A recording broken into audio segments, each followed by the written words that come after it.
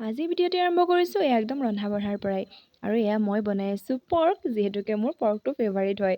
আৰু আজি পৰ্ক বনোৱাৰ উদ্দেশ্য হৈছে আলহী আহিছে আৰু কোন আলহী আহিছে আপোনালোকক দেখুৱাই আছোঁ ৰ'ব।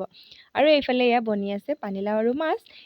এইজনেই হৈছে আমাৰ আলহীজনী, অৰ্থাৎ মোৰ দেউতাৰ সৰু বায়েক আৰু মোৰ সৰু জেঠী। এওঁক আকৌ কলাইগাঁৱত বিয়া দিছে। এয়া বিহু উপলক্ষে মাকৰ ঘৰলৈ আহিছে।